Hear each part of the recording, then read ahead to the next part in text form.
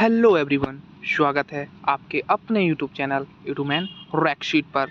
आज जो यूपीएसआई का जो एग्ज़ाम हुआ है 15 मार्च की जो फर्स्ट शिफ्ट हुई है उसका हम एनालिसिस करेंगे। प्लीज़ वीडियो को लाइक और चैनल को सब्सक्राइब जरूर कर लें, क्योंकि यही क्वेश्चन पेपर आपका पूछा गया था। आपका क्वेश्चन पूछा गया था कि राम अब आता ही होगा। यह सामान्य हिंदी थी। राम अब आता ही होगा, इस वाक्य में काल पहचानिए। 4 ऑप्शंस थे जिसमें आपका करेक्ट आंसर था पूर्ण भूतकाल, इसका एकदम करेक्ट आंसर था। आप देख सकते हैं।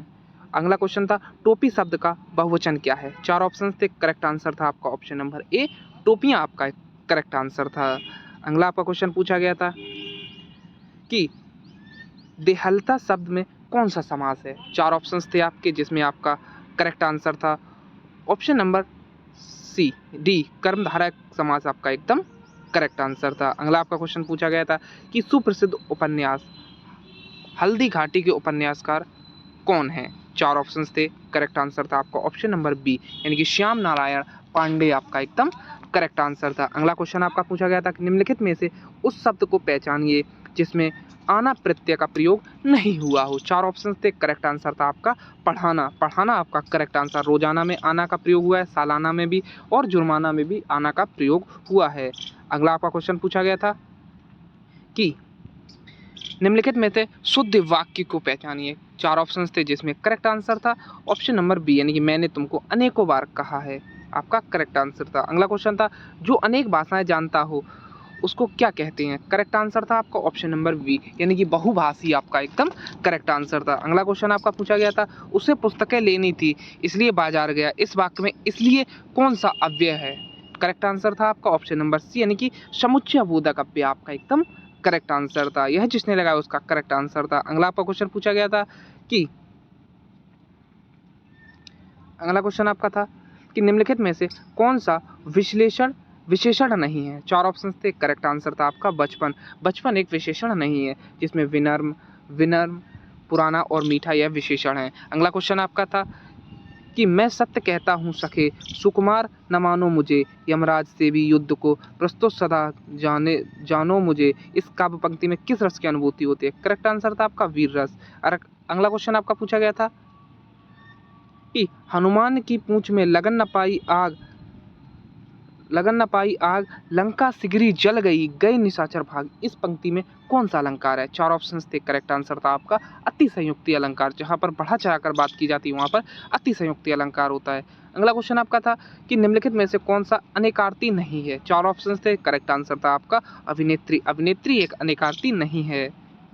अगला क्वेश्चन आपका पूछा गया था यह था कि मेरी भावा बाधा हरो राधा नगरी सोई ताना तन जाई परे श्यामो हरित दुति होई। इस काव्य पंक्ति में कौन सा अलंकार है। यह क्वेश्चन आपका पूछा गया था। इसको आप अगला क्वेश्चन आपका था कि भारी शब्द का विलोम क्या है। 4 ऑप्शंस थे, करेक्ट आंसर था आपका हल्का यानी कि भारी शब्द का विलोम शब्द हल्का। हल्का आपका करेक्ट आंसर था। अगला आपका क्वेश्चन पूछा गया था छाती पर मूंग दलना मुहावरे का अर्थ क्या है। 4 ऑप्शंस थे, करेक्ट आंसर था आपका मन लगाकर काम नहीं करना, यह आपका करेक्ट आंसर था। अगला क्वेश्चन आपका था मदन की काली कमीज सुंदर लग रही थी। उपर्युक्त वाक्य में कितने विशेषण हैं। 4 ऑप्शंस थे, करेक्ट आंसर था आपका ऑप्शन नंबर डी यानी कि 2 विशेषण हैं, क्योंकि काली और सुंदर 2 विशेषण हैं। अगला क्वेश्चन आपका पूछा गया था कि पहाड़ शब्द में लिंग का निर्धारण कीजिए। यह क्वेश्चन आपका था। 4 ऑप्शंस थे, करेक्ट आंसर आपका वी यानी कि पुल्लिंग, आपका एकदम करेक्ट ऑप्शन था। अगला क्वेश्चन आपका पूछा गया था कि प्रसिद्ध उपन्यास भूले विसरे चित्र के उपन्यासकार का नाम क्या है। 4 ऑप्शंस थे, करेक्ट आंसर था आपका भगवती चरण वर्मा, आपका एकदम करेक्ट आंसर था। यह आपका अगला क्वेश्चन पूछा गया था कि अभिशाप में कौन सा उपसर्ग है। 4 ऑप्शंस थे जिसमें करेक्ट आंसर था आपका ऑप्शन नंबर ए यानी कि अभी आपका एकदम करेक्ट आंसर था। अगला क्वेश्चन आपका पूछा गया था कि वान प्रत्यय किस शब्द में प्रयोग नहीं हुआ है। करेक्ट आंसर था आपका ऑप्शन नंबर डी यानी कि लुभाना, आपका एकदम करेक्ट आंसर था, क्योंकि धनवान में वान का हुआ है, कोचवान में भी वान का प्रयोग हुआ है, गाड़ी वान में भी वान का प्रयोग हुआ, लेकिन लुभावना में वान का प्रयोग नहीं हुआ, इसलिए लुभाना आपका एकदम करेक्ट आंसर था।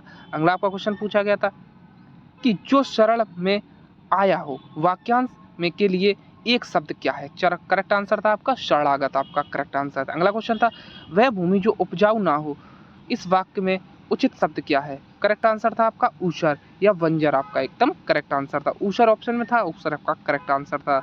अगला क्वेश्चन आपका पूछा गया था कि निम्नलिखित विकल्पों में से द्वित्व व्यंजन पहचानिए। करेक्ट आंसर था आपका अड्डा। अड्डा एक द्वित्व व्यंजन है।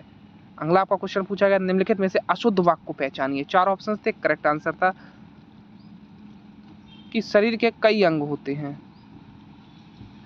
इसमें आपको अशुद्ध वाक्य पहचानना था कि इसमें होगा, पहला था शरीर के कई अंग होते हैं, दूसरा था वह हिमालय पर्वत पर चढ़े, सी होता तुम अपना काम करो, और डी ऑप्शन था आप जब भी आए मुझसे मिलें।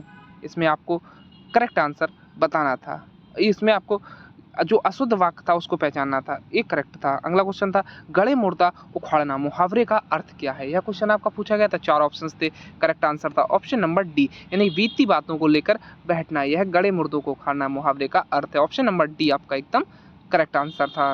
अगला आपका क्वेश्चन पूछा गया था हिंदी वर्णमाला में ऊष्म व्यंजन कौन से हैं? 4 ऑप्शंस थे, जिसमें करेक्ट आंसर था शा, शा, शा और हा। ऑप्शन नंबर ए इसका एकदम करेक्ट आंसर था। अगला क्वेश्चन आपका पूछा गया था कि असीम शब्द के लिए एक उचित वाक्यांश क्या है? 4 ऑप्शंस थे कि जिस पर उपकार किया गया हो, बी था थोड़ा ज्ञान रखने वाला, सी था जिसकी कोई सीमा ना हो, और डी ऑप्शन था जो बहुत बोलता है, जिसमें correct answer option number C जिसकी कोई सीमा ना हो। अगला क्वेश्चन आपका था कोयले की दलाली में हाथ काला लोकोक्ति का सही अर्थ क्या है? 4 ऑप्शंस थे, करेक्ट आंसर था आपका संगति का प्रभाव अवश्य पड़ता है, आपका करेक्ट आंसर था। अगला क्वेश्चन आपका था कि निम्नलिखित वाक्यों में से अशुद्ध वाक्य को पहचानिए। 4 ऑप्शंस थे, शुद्ध वाक्य को पहचानिए 4 ऑप्शन, जिसमें correct answer option number A, यानी बच्चों पर गुस्सा मत करो, आपका करेक्ट वाक्य था। अगला क्वेश्चन आपका पूछा गया था कि सापेक्ष का विलोम शब्द क्या है? 4 ऑप्शंस दिए गए थे, करेक्ट आंसर था आपका निरपेक्ष, आपका करेक्ट आंसर था। अगला क्वेश्चन था तमस उपन्यास के लिए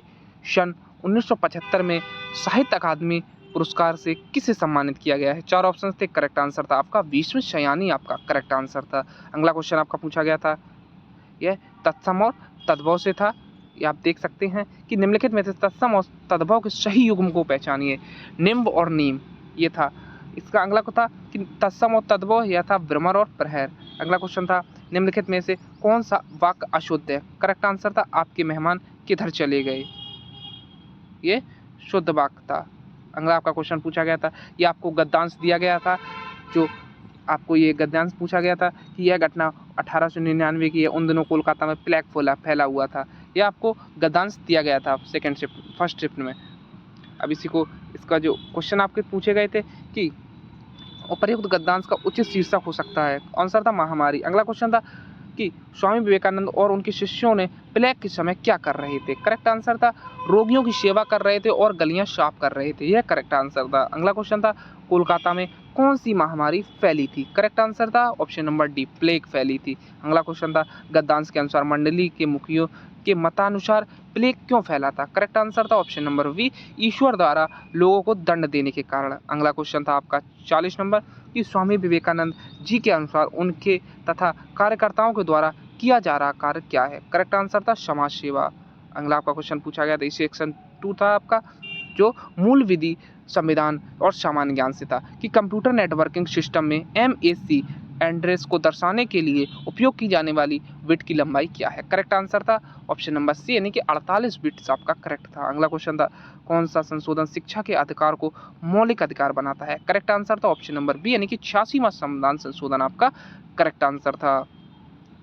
अगला क्वेश्चन आपका पूछा गया था कि केंद्रीय मंत्रिमंडल की बैठकों में कौन भाग ले सकता है? यह क्वेश्चन था, करेक्ट आंसर था आपका कैबिनेट के मंत्री, आपका करेक्ट आंसर था। अगला क्वेश्चन था आयकर अधिनियम की धारा 270A के अनुसार आय की कम रिपोर्टिंग करने का क्या दंड है? करेक्ट आंसर था आपका देकर का 50%, आपका करेक्ट आंसर था। यह जिसने लगाया उसका एकदम करेक्ट आंसर था। इसमें अगला क्वेश्चन आपका पूछा गया था कि भारत में पर्यावरण संरक्षण को नियंत्रित करने वाला मुख्य अधिनियम निम्नलिखित में से कौन सा है? 4 ऑप्शन थे, ए जल प्रदूषण निवारण और नियंत्रण अधिनियम 1974, बी ऑप्शन था वायु अधिनियम 1981, सी ऑप्शन था वन्यजीव संरक्षण अधिनियम 1972 और डी ऑप्शन था पर्यावरण संरक्षण अधिनियम 1986, जिसमें करेक्ट आंसर था ऑप्शन नंबर डी पर्यावरण संरक्षण अधिनियम 1986 आपका करेक्ट आंसर था। अगला आपका क्वेश्चन पूछा गया था कि CAM पौधों में कार्बन डाइऑक्साइड रात भर इस रूप में संग्रहित रहती है। मतलब किस रूप में संग्रहित रहती है? चार ऑप्शन थे, मैलिक अम्ल, बी ऑप्शन था एसिटिक अम्ल, सी ऑप्शन था सिट्रिक अम्ल और डी ऑप्शन था पाइरूवेट अम्ल। जिसमें आपका करेक्ट आंसर था ऑप्शन नंबर ए, यानी कि मैलिक अम्ल आपका एकदम करेक्ट आंसर था। ऑप्शन नंबर ए इसका एकदम करेक्ट आंसर था। अगला आपका क्वेश्चन पूछा गया था कि भारतीय संविधान में राजनीति के निर्देशक सिद्धांतों का क्या महत्व है? करेक्ट आंसर था ऑप्शन नंबर ए इसका एकदम करेक्ट आंसर था। अगला क्वेश्चन आपका पूछा गया था कि कौन सा मौलिक अधिकार व्यक्तियों को मानव तस्करी, जबरन श्रम और बाल श्रम से सुरक्षा प्रदान करता है? चार ऑप्शन थे, शिक्षा का अधिकार, बी ऑप्शन था शोषण के विरुद्ध अधिकार, सी ऑप्शन था स्वतंत्रता का अधिकार और डी ऑप्शन था समानता का अधिकार। करेक्ट आंसर था आपका ऑप्शन नंबर बी, शोषण के विरुद्ध अधिकार आपका एकदम करेक्ट ऑप्शन था। अगला आपका क्वेश्चन पूछा गया था कि भूमि अधिग्रहण, पुनर्वास और पुनर्स्थापन अधिनियम 2013 के तहत सार्वजनिक निजी भागीदारी परियोजनाओं में भूमि अधिग्रहण के लिए प्रभावित परिवारों से आवश्यक सहमति का न्यूनतम प्रतिशत क्या है? चार ऑप्शन थे, 50%, बी ऑप्शन था 90%, सी ऑप्शन था 25% और डी ऑप्शन था 70% यानी 70%। जिसमें करेक्ट आंसर था ऑप्शन नंबर डी, 70% आपका एकदम करेक्ट आंसर था ऑप्शन नंबर डी। अगला क्वेश्चन आपका पूछा गया था कि मोटर वाहन अधिनियम 1988 द्वारा तृतीय पक्ष के बीमा के संबंध में क्या प्रावधान है? चार ऑप्शन थे, यह वाहन मालिकों के लिए वैकल्पिक है, बी था यह केवल वाणिज्यिक वाहनों के लिए आवश्यक है, सी था यह सभी वाहनों के लिए अनिवार्य है और डी था यह केवल सार्वजनिक परिवहनों के लिए है। करेक्ट आंसर था यह सभी वाहनों के लिए अनिवार्य है। अगला क्वेश्चन था कि भारतीय संविधान का निम्नलिखित में से कौन सा अनुच्छेद पंचायतों की संरचना से संबंधित है? चार ऑप्शन थे, ए अनुच्छेद 243 डी, बी ऑप्शन था अनुच्छेद 242 बी, सी ऑप्शन था अनुच्छेद 243 सी और डी ऑप्शन था अनुच्छेद 241 ए। जिसमें करेक्ट आंसर था ऑप्शन नंबर सी, यानी कि अनुच्छेद 243 सी आपका करेक्ट आंसर था, यानी कि आर्टिकल 243 सी इसका एकदम करेक्ट आंसर था। आपके क्वेश्चन कंप्लीट हो गए। ये वही है हिंदी का, इसको आप देख सकते हैं। आपके क्वेश्चन कंप्लीट हो गए हैं। जो सेक्शन ए हिंदी और जो मूलभूति और जो जीएस का था वह आपका सेक्शन कंप्लीट हो चुका है, उसमें थोड़े क्वेश्चंस आपको रह गए हैं। अगर आपको जो मैथ्स और रीजनिंग के भी क्वेश्चंस का चाहिए तो कमेंट में ज़रूर बताएं, तो हम आपके लिए रीजनिंग और मैथ के क्वेश्चंस भी लेकर आएंगे। प्लीज़ वीडियो को लाइक और चैनल को सब्सक्राइब जरूर कर लें, क्योंकि आपकी शिफ्ट में यही पेपर आपका करेक्ट पूछा गया था। इसके लिए प्लीज़ वीडियो को लाइक और चैनल को सब्सक्राइब जरूर करें। Thank you.